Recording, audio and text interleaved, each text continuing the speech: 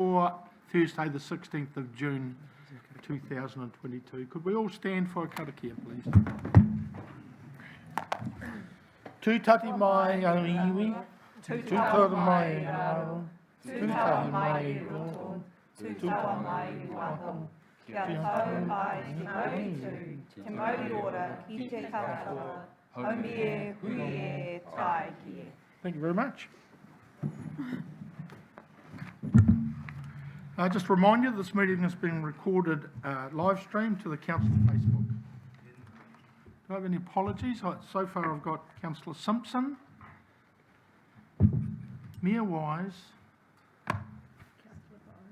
Councillor Bogue and Councillor Brown. Do I have a mover, please? Yeah. Councillor Mawson, seconded by Councillor Wright. All those in favour, please say aye. Aye. Against, carried. Do I have any conflicts of interest? Fantastic. No public forum. Announcements by the Mayor, who is Deputy Mayor Brosnan at this stage. No by proxy announcements, thank you, Mr. Chair. Thank you very much. I do not have any. Is there any notification of any minor matters? Not on the agenda. Great. So announcements by management, and we'll ask for Ebbs to give us a rundown on water. Give you grab your thing.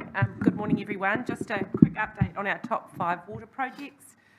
Davies Waste are on site doing the Pandora pipeline preparation work, which is pretty exciting.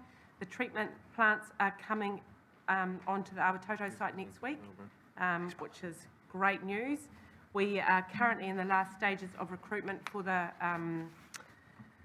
water treatment operator role, which will be based at the depot, which is a new role for us. So same thing, we're stoked about that. We seem overly excited this morning. Taumata Arawai regulations, there's just been a little tweak there. The regulations are not coming into force until the end of this calendar year. So, and they won't be monitored until the beginning of 2023. So it's just some changes going on in that space. And the divers are on site this morning looking at the leaks in the outfall pipe. So they've had a bit of trouble getting here, unsurprisingly, given this very average weather we've been dealing with, but we're very pleased to have them on site this morning. So that's all for me. Thank you, Councillor Price. Thank you very much. Is there any other management? No, thank you. All right, thank you. Mr. Chair, are we able to ask a question around Certainly. that? Certainly. So the only question was the hole in the pipe, wastewater pipe, was that generated from an impact or was that just wear and tears? Through you, Councillor Chair, Councillor Price, we don't know at this stage. So the divers, hopefully now the divers can get down and have a little look and see what's going on there, and we'll keep you updated as information comes to hand. Kia ora. I have a mover for the minutes for the Sustainable Napier Committee meeting held on Thursday the 5th of May 2022. Councillor Taylor, Councillor Crown, all those in favour please say aye. Aye. Against, carried. Right, we move on to item 1. Just a reminder that at about 10:30 we'll be adjourning this meeting and going into Deputy Mayor Brosnan's meeting because of commitments with the external presenters. So item 1, and we've got Cam here, Curbside Recycling.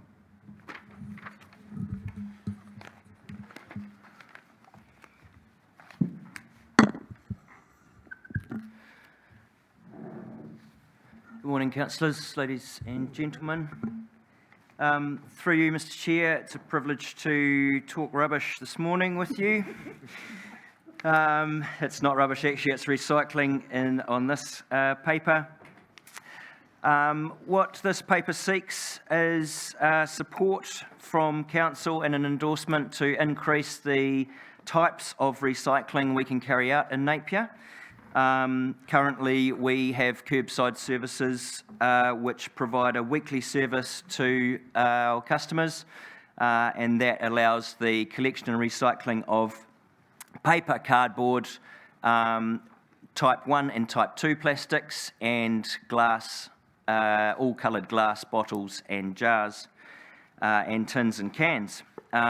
What this paper proposes to do is increase the level of service to provide recycling of type 5 plastics, which are your ice cream containers and takeaway containers and yogurt bottles and the like, which are thermally able to be heated and cooled. This also seeks, with your endorsement, to make a decision of council under delegated authority for that purpose.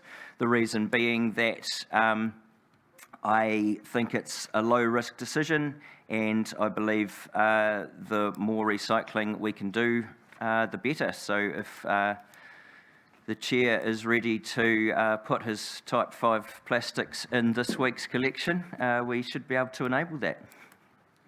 So yeah, just my collection's tomorrow, so it'd be interesting if you put this decision through, I may be able to use it. Do I have any questions? Oh, mine was yesterday. Is there a question? Deputy Mayor Brosnan. Thank you, Cam, for the paper. I wonder if you could just clarify for me the financial situation. So I think your paper says that because we've had higher participation rates, the income that we've received has been more than expected, so we're able to do this within budget, or I may not have read that correctly. Could you clarify for me? Certainly, through Mr. Chair. There has been a variation to the contract within the last year, and that's in relation to participation rates. So when we went out for tender, participation rates were tabled as a forecast of how successful the uptake would be in the recycling system. Turns out that a lot more people use it than was expected to start with, which is a great story, but obviously that costs some more. So that variation has been taken into account. The increase in this level of service for the different types of plastics will not see additional participation. It will be the same people participating. They'll just be able to put out a different type of plastic as well. Thank you. And so just to round that off, to understand how that variation is funded, we will see that come through annual plan if there's any significant variation in the rating revenue required? That, through Mr. Chair, that's already been dealt with in a previous, in previous papers. Yes, so this variation is no additional on what we already... No additional charge or costs imposed. Understand, Yeah. thank you. Thank you. Just to elaborate on a little bit, you've still only got the same size container that you can put your plastics in, isn't it? That's correct. Yeah, so Chair. there's no quantity can exceed it. Thank you.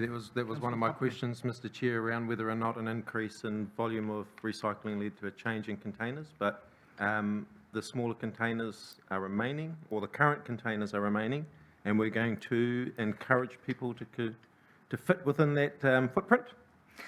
Through Mr. Chair, that's correct, Councillor Tapane. The contract is limited on how much capacity is available. So we have those 3 crates. The benefit of the 3 crate system is now it's weekly, which previously the collection was fortnightly. And you can use all of the 3 crates for one particular type of recycling if you wished. So if you had a whole lot of cardboard, you can use all 3 crates for cardboard and stockpile your other recycling until the next week, and then use them for plastics, tins and cans, as long as those yields aren't mixed together. Cool. And one further question, please, Mr. Chair. Following on from Deputy Mayor's questions around variation and uptake, is there likely to be any other impacts with regards to the implementation of the waste management minimisation plan as a result of greater uptake from our community, which might indicate there's a greater drive within our community to see better environmental outcomes? I mean, I'm making assumptions here, but will there be other impacts for our waste minimisation plan as a result of a significant increase in uptake? Through Mr. Chair, I think there's going to be bigger impacts and inputs from the legislated changes from government rather than the WMMP itself. We are in a position where the changes in the transforming recycling philosophy and the waste reduction strategy that's going through government at the moment can be linked into the WMMP, which is up for renewal very soon, again. So, yeah, that's coming up for its 5-year renewal. We hope that there will be some settling of the central government legislation to inform the best outputs of the WMMP. The WMMP requested that people take responsibility for their waste, enabling another type of recycling to do this is another ability that we are providing our customers to be able to do so. Fantastic. Thank you. No further questions. Councillor Wright. Thank you, Mr Chair. My question is around if we're increasing our level of service and we're increasing the costs and the outcome is a reduction of waste to the landfill, how are we going to measure that and how are we going to know that that has been a successful strategy? Thank you. Through you, Mr Chair. Increasing the ability to recycle Type 5 plastics will mean that all of those plastics that are currently going to landfill will have an opportunity not to. There is no increased cost due to this particular change in the increase in service. And the measures, we get monthly statistics around all of the measures from all of the collections and the recycling carried out. And we are seeing a reduction in tonnage to Omoronui landfill. It would be very, very difficult because of the small percentage of Type 5 plastics within the consumer chain to see that as a direct reduction in tonnages to Omoronui landfill through solely this decision. But we will be able to get stats on how many Type 5s have been pulled out of the recycling in Napier. Can I ask another question? So our tonnage to the landfill is, you're saying, is decreasing. Is that just from the recycling or is that from all of our waste collection? Through Mr Chair, that's through all waste collections in general. The tonnage, the recycling, there's very, very little from Napier's recycling that actually goes to landfill because of the system that we're using with the 3 crates. It provides the customers an opportunity to sort and make sure that it is the right sort of things that are being recycled. And then with the open top crate, the operators of the trucks can again see as they're putting stuff in whether items need to be rejected or not, which are put back in the crates on the curb. So it's very rare that we'll see contaminated recycling or wrong types of recycling go into those trucks for processing. Thank you, that's great. Thank you. And Councillor Crystal, your question?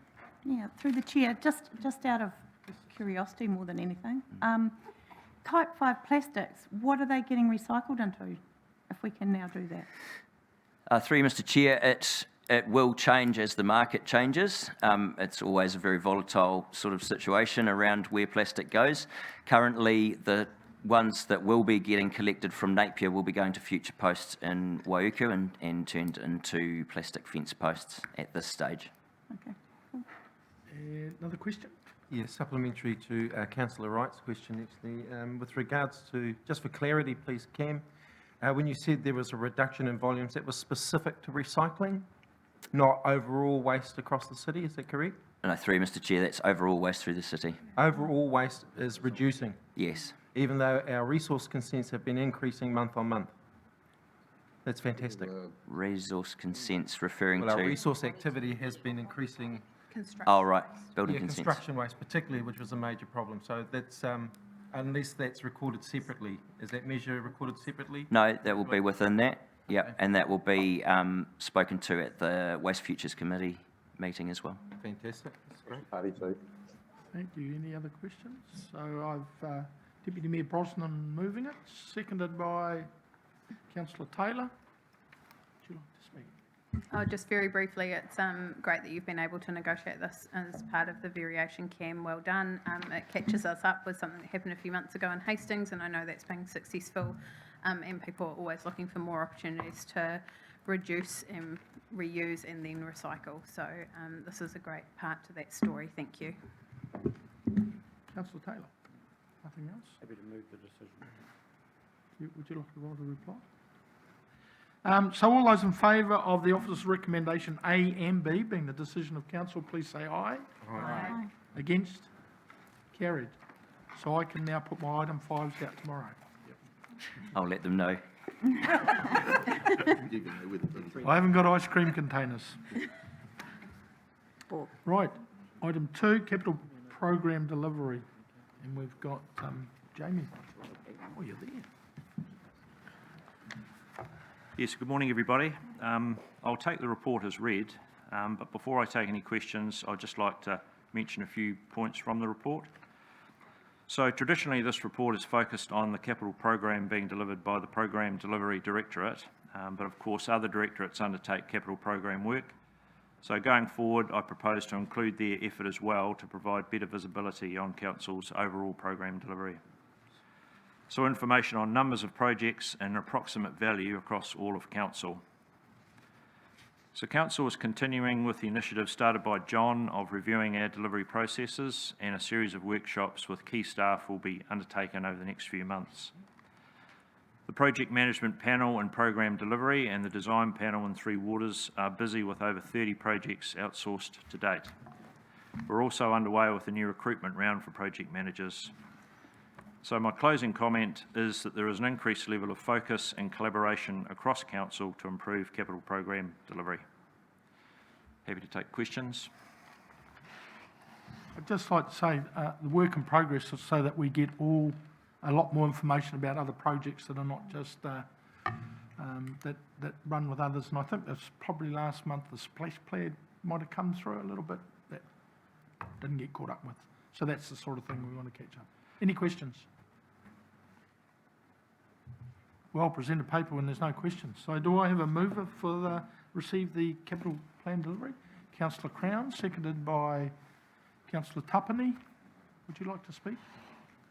Thank you, Mr Chair. Just briefly, yeah, fantastic to have that visibility and for us to understand that collaboration that's going on across the different departments in order to make sure that we are able to deliver on our capital plan, but also that we are aware when there are some hiccups and things that we should be questioning about. So yeah, really great report. Thanks, Jamie. Deputy Mayor Brosnan. Thank you, Jamie, for the report. Just wanted to pick up on one of the things in there around that project management training. I think that looks really valuable to me. I think from observing from a governance perspective, sometimes the actual delivery of the projects, the devil's in the detail, and so I appreciate the fact that you're highlighting that kind of 101 project management training from the outset for all our new staff. I think that will pay dividends for us in the long term. So. Yeah, definitely. So we've had 3 sessions to date. There's a couple more to come. So yeah, I think it's just quite positive to get that sort of consistent story across all of Council, so that people are hearing the same sort of words and the same sort of phrases and processes, just to try and build that consistency. Well done. Thank you. Councillor Tapani. Thank you, and through you, Mr Chair, just to add to the comments from Councillor Crown, I noticed in the paper, and I'll quote from the paper, significantly, our staff are significantly augmenting internal resource capacity, which is a long-winded way of saying our staff are pulling rabbits out of hats in order to get jobs done. And so I just want to acknowledge the work that the team are doing across Council to try and do best they can to meet these deliverable standards. So ngā mihi.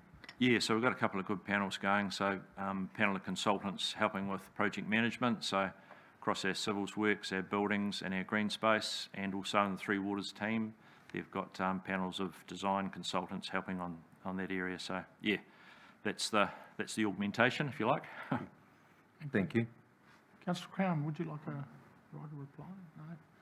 So all those in favour of the recommendation, please say aye. Aye. Against, carried.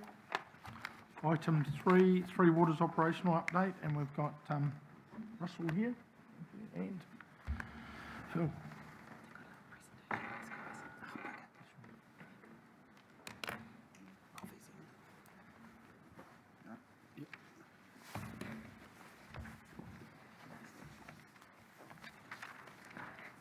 Morning, councillors. Morning. Sorry, this is the first time I've presented to the council, not on a bus. Welcome. We won't make you sing a song this time then. Is there a presentation? Is that PowerPoint available? A lot of blank books in the room. I did have a picture show to go with it. They're working on the presentation. Yeah, now that gives us time for a song, just chucking it out there. Yeah, the purpose of our report, we're just to bring some transparency to what my team's doing. So, yeah, we're just trying to highlight some of the bigger wins or issues that we're facing or uncovering. The recommendation is to receive the report, for the council to receive the report.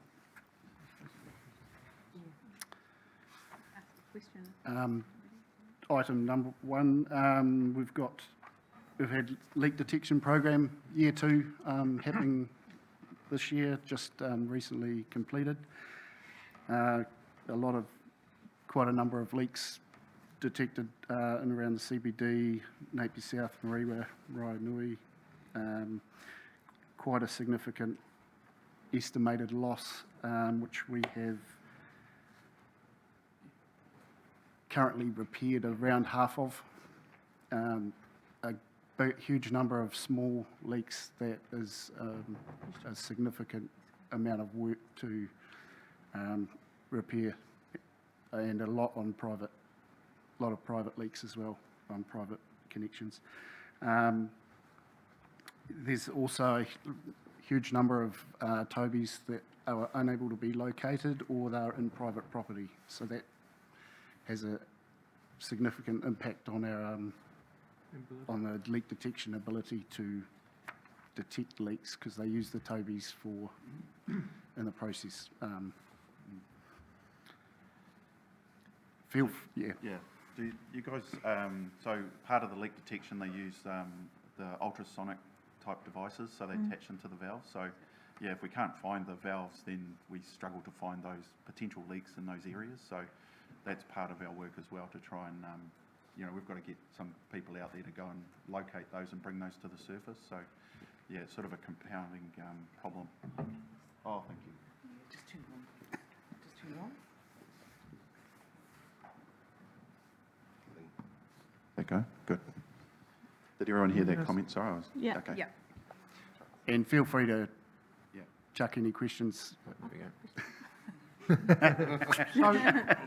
So have you finished that portion? Yes, year 2. Okay, so we'll go through portion by portion. Any, Councillor Crown? Thank you, Mr. Chair. So I just want to get a little bit more detail around the actions or the mitigations that you're taking in regards to, it's the acoustic stuff on the valves, right? Yes. Yeah, the sensors. So given that this area in particular, that Mariwa, Piramai, Te Awa, CBD is quite prone to flooding, how are you actually mitigating, or what is the process that you guys are taking to be able to locate and get through the leak detection part of it? So, sorry, through you, Mr. Chair. So part of that is our leak detection program. So, going and finding the leaks to repair them, because a lot of our gravels, the water is, when it leaks, it disappears into the groundwater table. So that's the difficulty when it doesn't come to the surface, that we can see them. So so part of that, and we do recognise we have an issue, the more problems we end up finding as the increase in workload on our depot staff to go and repair those. So, and they've got a busy workload already. So, excuse me. So part of that is triaging those problems and getting those top priority ones repaired as soon as possible, and but also acknowledging that we do have a lot of work to do, and we're working with the depot about their resourcing, the likes of the treatment operator, and getting more staff. Yeah. Thank you, Russell. And just a supplementary question. So for those properties where the Toby isn't outside and it's actually on private property, etc., what is the process that we undertake in order to be able to enter the property? Is there an education piece around that? Is it approached street by street? How are we dealing with that? Yeah, no, that's a good... Sorry, through you, Mr. Chair. So the process typically is that we notify the property owner, and then the notification, then we give them a time that we'd like to see them do the repair. It's hard with when the property owner is, like, it's a rental property, and So we do have some difficulties with that, but then there's a bit of a follow-up process. We have to advise and allow them time to get their plumber to go in and repair it.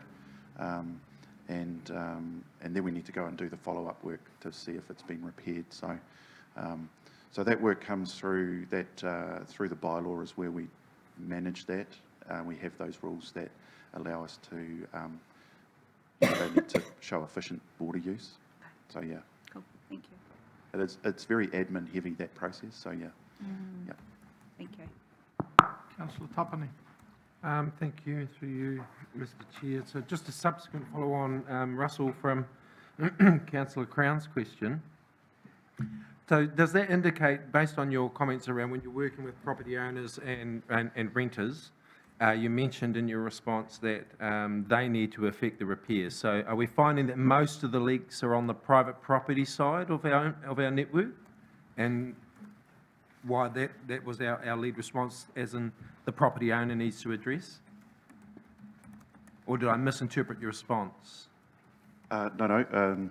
Do you have this percentage? Through you, Mr. Chair, we don't, the exact figures we don't know. There's an estimated leak rate that they give us. The majority were on our network. Okay. So we've been able to repair, we've repaired over half so far, but the number of leaks total is into the hundreds. So I've got a couple of... The total leaks, but a lot of them are very minor, very small leaks, yeah. Very cool. So we in the past have been given a percentage of leakage to represent risk in the network. So far, based on what we've found, are we able to extrapolate what the current percentage of losses across the network, or is that too difficult a task given the degree of variance in our network? So based on the figures and the leaks that we've found, what is the current percentage we're anticipating will be found across the entire network? In a percentage value? Did you have that figure in there? Sorry. No. No, we've yet to, we'll use that information that we collect. Like we did use the last survey that we did a year ago and I believe that was about the 20% mark. The difficulty is that the contractors, they're only looking at the network losses. So there's other losses, the likes at the reservoirs and at the treatment plants and the like. So we do an annual water loss survey, and we do pull this information from these contracts into that information, as well as the water meter, the water meter consumption data and the like. So we pull all that information together. So we do that annually, and as part of our performance measures in our annual report.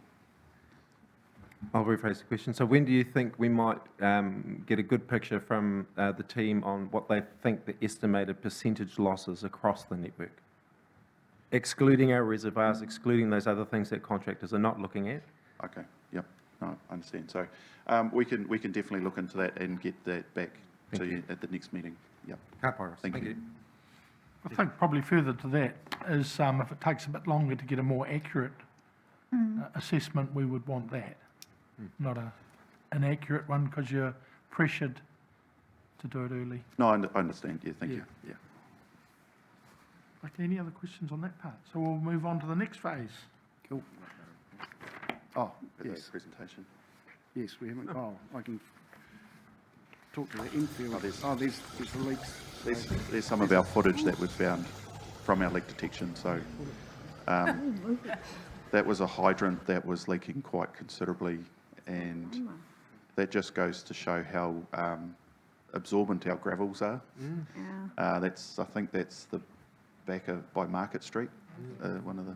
So that's CBD sort of stuff. So. Cool. Next item, collapsed wastewater pipes. We've had 3 significant collapses in the last 12 months. The Kennedy Road, that was June. Kennedy Road was June 21. That repair is complete. Hyderabad Road, October 21, we have patch repaired that's a picture of the hole in the road. That's been patch repaired. We're currently working through a relining option. So that was in the Hyderabad State Highway. Yeah. A significant cavity in the road. And we have recently had a collapse in a private property in Latham Street. We're currently working through options for repairs. There's quite a significant deterioration in the condition of the pipe work in that area. That's a picture there of the backyard. This was the resident's little patio by her clothesline, which the pavers then let go, and so she was very lucky. So I think that's about 1.5 to 2 metres deep, that hole. So yeah. So part of this work, obviously we don't like the catastrophic way these pipes are failing, and part of the work that is in the annual plan around the CCTV inspections is where we'd be using this money to go and look at our critical parts of the network to prevent these things from happening and reduce that risk to our community. Any questions on that? Carry on. Cool, move on. Sorry. Oh, Sorry, guys. I'm shocked, but Take it, Bill. So you already mentioned about the soil structure that helps us to draw that water away. So other than what's indicated in these pictures here, are we still confident that the current soil structure underneath our city is what do we understand? Like, the question I'm trying to understand is, what geotechnical information do we have around the impacts of these leaks, and are we confident that we're fortunate that the gravel underneath the city is helping us, one, take that water away, and two, perhaps adding to the problem of identifying leaks? I'm not familiar with it's such a geotechnical survey in that regard. Okay. I know we are looking at doing some work understanding our groundwater a lot better, and that's all part of understanding the environment that we're living in and on. So, but no, I will ask about that. Yeah, I'm sure there are some, because I've seen quite a lot of studies around, particularly around our water supply, looking at our bulls. So, but I'll ask the team. Yeah. Cool, bananas. And the last question is really probably self-explanatory, but Latham Street and Hyderabad Road are some of the oldest streets in the city and therefore contain some of the oldest infrastructure in the city. And again, I'm not an expert like yourself, so I'm assuming that we'll see more incidences like this until we get to a stage where we're able to address those. Is that a reasonable assumption? I believe so. We've seen a number over the last couple of years that, we're seeing just some more higher frequency levels. They are critical pipes, so they are receiving quite a large volume, like catchment size, and particularly some of them are downstream of where pump stations discharge into. So they're sort of high activity areas in our network. So those are the areas we deem important and necessary to get a better understanding of. Thank you, Russell. thank you. Carry on. The stormwater and wastewater CCTV, just identified a few major ones here with the Clarence Cox Crescent CCTV. We had a pipe full of debris and gravel. I think that may be a picture of a stormwater there on the left. That has since been cleaned. Austin Street, Lipton Street, CCTV, stormwater. We had a pipe 50%, this in Onikawa, 50% blocked with concrete grout. So that was potentially causing localised flooding in that area. That has since been cleaned. And the picture on the right there, CCTV identified a tree growing in a wastewater manhole. This was in the grounds of Taradale High School. Actually, I think it was Taradale Intermediate. And there was we'd had significant issues prior to that up on the upstream network. But yeah, you can see the size of that tree root, possibly 150 to 100 millimetres in diameter, and the root ball filling the entire base of the manhole. A very large hydroponic system, that one. And it's not a totally uncommon with trees planted around sewers. Councillor Crystal, question. Just out of interest, how do you clear all that debris out of the pipe? How does it happen? Yeah, so there's a number of techniques, but the general one is the hydro jetting. Yeah, So so just a lot of water goes through. yeah, we just jet through. We try and fluidise that, the sand and grit and rocks and get it. And then they use a large hydro vacuum truck at one of the manholes, so they block the downstream manhole and they just pull it out of the manhole. Yeah. I thought you can't get a digger down there, so obviously something. No. Yeah. It's a very labour-intensive process. Yeah. Yeah. Righto. All good? Next point. Cool. Infield Reservoir assessment. We recently had a report come back on the Infield Reservoir, basically identifying it's in poor condition. Yeah, we had basically been guided to reduce the level by a third because the risk of in a significant seismic event from the sloshing of the reservoir dislodging the roof and it losing its structural integrity. So we're getting detailed structural review done and geotechnical, and we've lowered the level by a third. Anything to add, Russell? No, I just we had a desktop survey a number of years back. We've put the robot submarine in to do some more physical inspections, and the report came back with this advice. So we've followed that advice and looking for basically what repairs we need to do to be able to bring that back into that service and keep that going for until we get Mataruho up and working. So. No. Councillor Tapani show. I'll try and make it real short. So, thank you for that last statement around the earlier report. Does this imply, one, that we all need to accelerate the new reserve build, or two, that this 1/3 reduction in capacity will remain all year round, or is there a strategy for the demands in summer? Through you, Mr. Chair. Yeah, those are the questions that I've been asking of the consultant, and we've also highlighted that as a risk to the Mataruho project. So, that we may have to, speed that program up. Subsequent.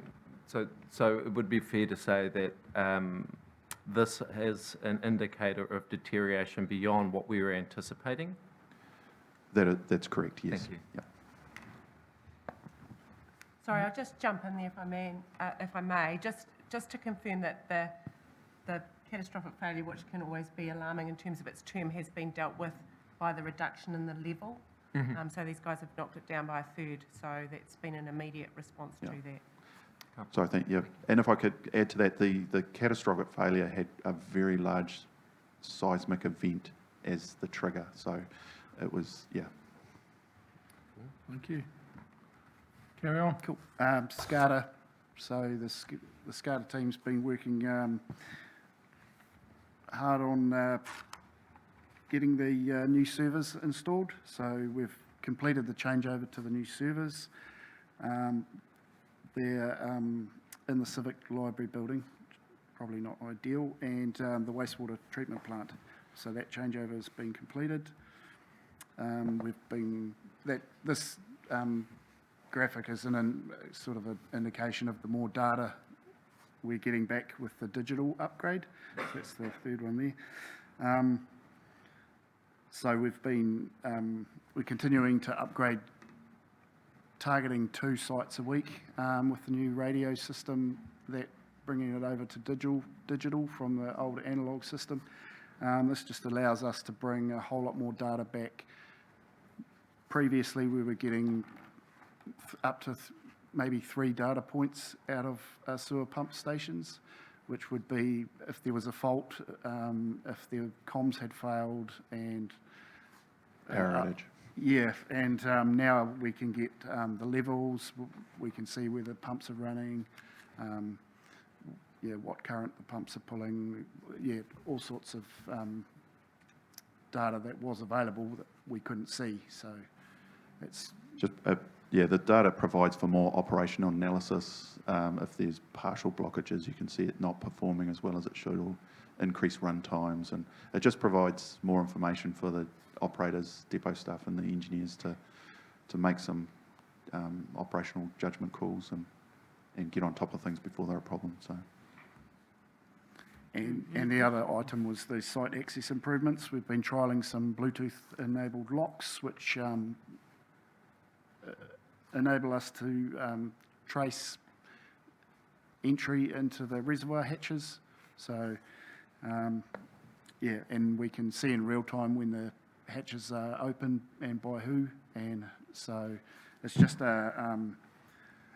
improving our visibility on who's accessing our sites, the intent being to roll those out over all the drinking water sites in the next financial year. Thank you. Any questions? Questions on that? Go. Right. We've trialled the stormwater quality improvements with Cam's team. We've been trialling some witches' hats, which are essentially a large filter sock that fits in a roading sump. We're on a second trial at the moment. Trial 1 yielded, I believe, 51 kilograms of sediment out of those witches' hats. So that was during the rain. I think it was the February event. Yeah.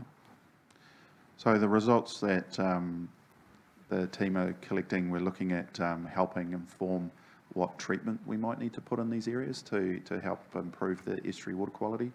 And it's a great project, and the team are really excited about it. Should we do any questions on that? One question, Mr. Chair.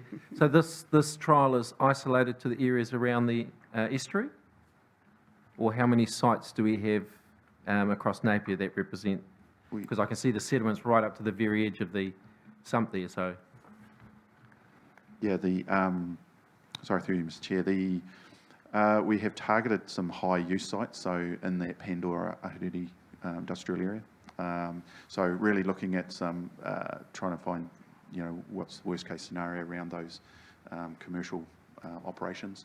And we haven't rolled them all the way out. We're just looking at what types of treatment might need. We're also working with the operator downers in the road who look after the road catch pits to see any operational changes or difficulties they might be finding in this. So, yeah. Thank you. Cool.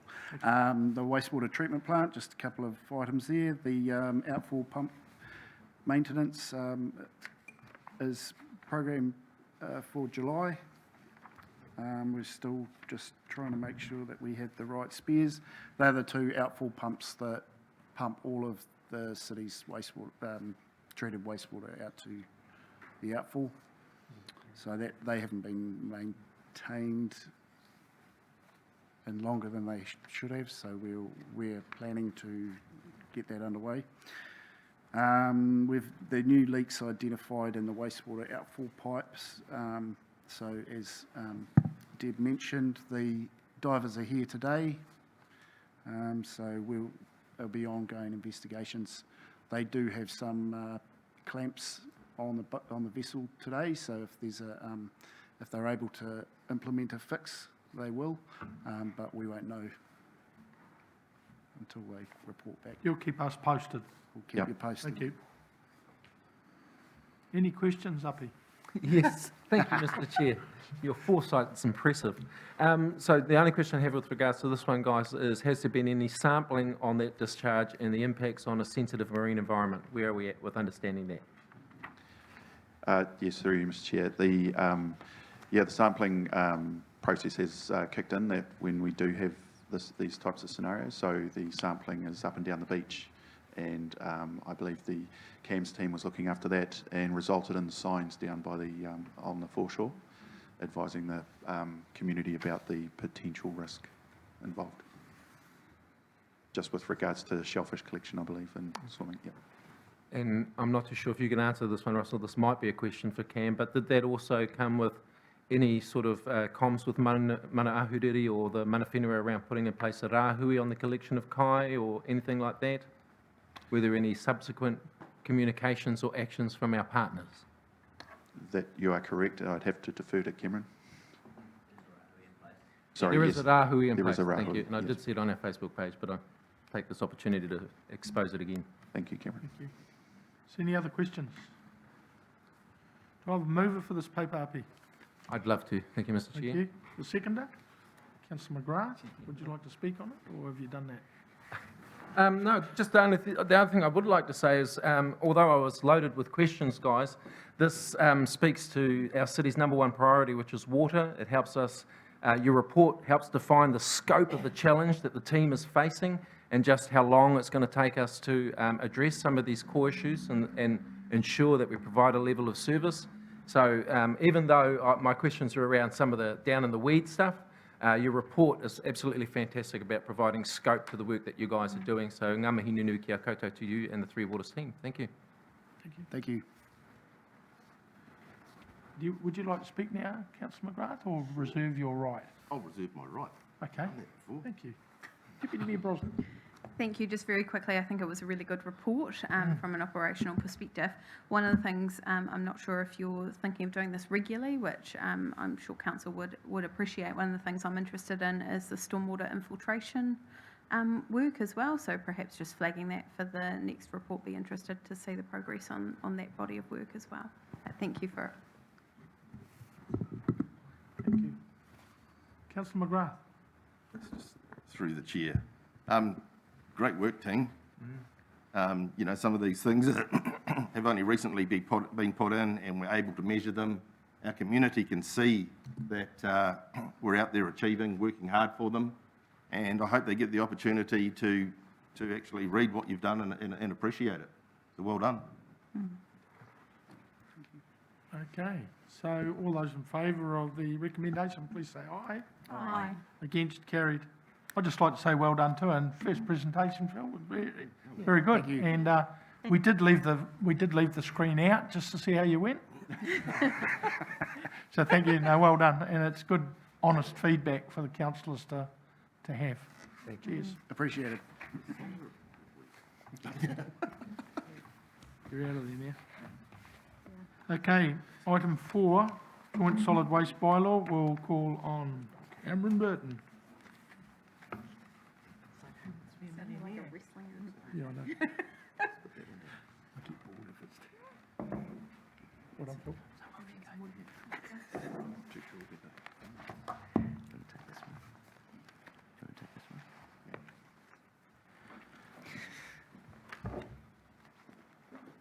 Good morning again, councillors, Mr. Chair. This paper just seeks endorsement of a proposed approach in relation to the solid waste bylaw review, which we collaboratively carrying out with Hastings District Council. The bylaw review is undertaken jointly as a matter of efficiencies and a matter of lining up the way we do things between the two councils. What we're proposing is slowing down the pace of the review somewhat. While it is due, there is a lot going on in the waste space in relation to the reforms as part of the National Waste Strategy changes. We have recently, with your blessing, submitted to the Ministry for Environment in relation to the waste strategy and transforming recycling in New Zealand. and the way that we handle food scraps and putrescible materials, avoiding them going to landfill. We won't hear what the Ministry for Environment has confirmed in relation to that until August or September this year, if there are no further delays. So that is one of the reasons why we want to reduce the pace on this review, because it would not be sensible for us to go out, propose a bylaw, and then we find that national legislation changes and that causes us to go through the full special consultative procedure again for that bylaw change. In addition to that, the Māori partners have so recently settled in Napier that we want to give a chance for that settlement to take place fully and effectively, and then we can engage best with our Māori partners who are struggling at the moment with so much going on, so much change, and so much input that we would like to seek from them to engage and make sure that we are truly partnering in this type of process. So slowing the review down slightly will enable that to occur so that we can build those partnerships and work together more fruitfully. This is the review of a bylaw which will be in place for 10 years, or up to 10 years. So we want to do it well, and we want to do it fully, and we want to do it with engagement of all the parties that need to be involved, and taking into account all of the changes with current legislation. The bylaw itself has actually lapsed for Napier City. The bylaw itself, under the Local Government Act, which it is part of, has not been subject to any enforcement action of recent times. We deal with that all through the Litter Act, so we do still have a mechanism to be able to deal with fly tipping and that sort of thing. The bylaw itself, as it stands, is not that assistive with that, so we use our powers under the Litter Act to endeavour to educate and enforce where wayward things happen in relation to waste. And that's about it for a summary on that, your Chair. So just to sum it up, it's do it once and do it properly.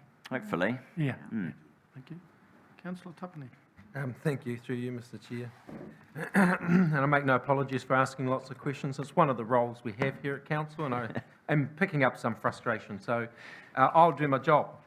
My question to you is around the time and the delay. So I'm conscious of the Three Waters work, and that central government has said that they're wanting to make reform changes, and I know our city's on top of this, but they've also indicated they're only focusing on drinking water at this stage, which leaves our wastewater and, hang on, this is our solid waste, not our Three Waters. My apologies, I'll skip on to the next one, which is our Kaupapa Fatigue. So this might be a question that the Wakarangapu can answer for us. This is a term I'm hearing across all our councils. Could you give us a bit more context around Kaupapa Fatigue, please, Pou Whakarai? Kia ora tātou, through the chair, yes, it's been a discussion for the last few years about fatigue. Many of our whānau are on many trusts, and so they have to spread their wings a lot, especially from in Aotearoa here, where they're in Ahuriri, also in Here Taunga, Maunga Haruru Tangitu. So fatigue is a very big thing at the moment, and especially from one hui to another. And we're coming into a new climate now, where there's so much on iwi minds with regards to our taiao, our environment, and everything else. Right. Thank you. Any other questions? Do I have a mover for this recommendation, please? Deputy Mayor Brosnan, seconded by Councillor Crown. Would you like to speak? Thank you very much for the report, Cam. Just briefly to say that I think looking at the advantages and the disadvantages, there's no substantial ones there for us in making the delay, and with Hastings doing the same, it makes sense. So speaking in support. Thank you. Councillor Crown? Okay, all those in favour, please say aye. Aye. Against, carried. Thank you very much. Five.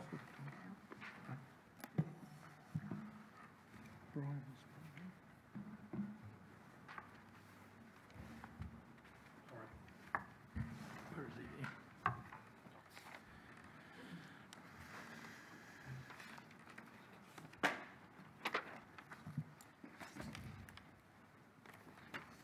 Through the chair, this item simply seeks council's approval to initiate a process to change the purpose of a marine parade reserve. We're just talking about an area of land to the south here, which is we're required to change its purpose under the Reserves Act to accommodate the new war memorial. So just very briefly, this building sits on its own title with a reserve purpose, and the land to the south sits on a separate title. So we just need to subdivide off a slither and change the purpose to accommodate the new war memorial.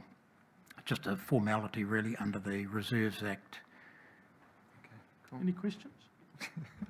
One, thank you, Mr. So just to be clear, Brian, this is a paper-based change. There's no actual soil work or tilling of the soil or any physical changes happening on the ground. This is a paper-based change to make. This is, yes. I mean, obviously, any physical works is part of the project to construct the war memorial. So this is just land legalisation. Thank you. And my follow-on question is, was there any reference or value in approaching the working party on the war memorial changes around their impression on this change? I realise it's technical and it's just to make the process simpler later down the track. That comes through clearly in the paper. But was there an opportunity to pass this in front of the working party? Just so that, or was that a question for the Deputy Mayor? No? Well, this has been triggered from the project. I can't say that we've formally put that in front of the working group, but this is just a bit of a tidy up in terms of land legalisation. Just to provide some context, I think the working group kind of wound up at the end of recommending the design back to council, and then we've tasked staff with making that happen, and this is one of those operational kind of underpins. Thank you. Okay, any other questions? Do I have a mover for this, please? Councillor Crystal, seconded by Councillor Taylor. Would you like to speak? This just makes sense. Just to correct you, this whole building is the war memorial. We are restoring the plaques and the eternal flame back. So this makes it's just a bit of common sense to put this in so we can return the floral clock and get this project underway as soon as we can. Nothing else? It doesn't, if it didn't go through, it wouldn't stop the building. No. Okay, so any other comments? All those in favour of the recommendation, including a decision of council, please say aye. Aye. Against, carried. And Ryan, item 6. This is Lease simply of to subsoil. seek approval for a lease of subsoil of road pursuant to the Local Government Act. We're talking about Church Road Winery.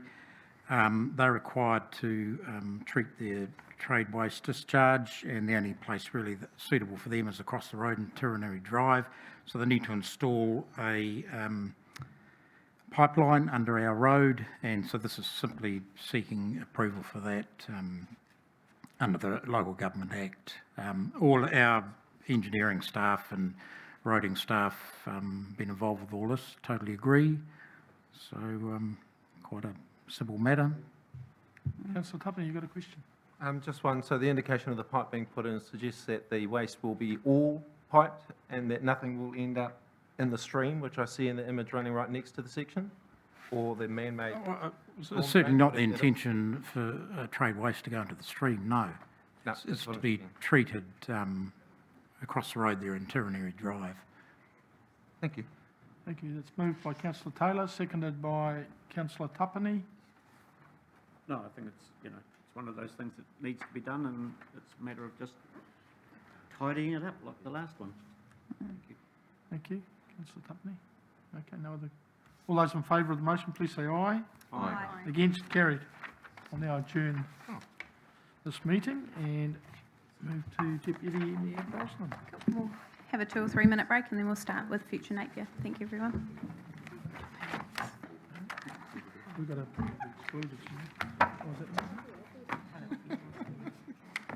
Not me.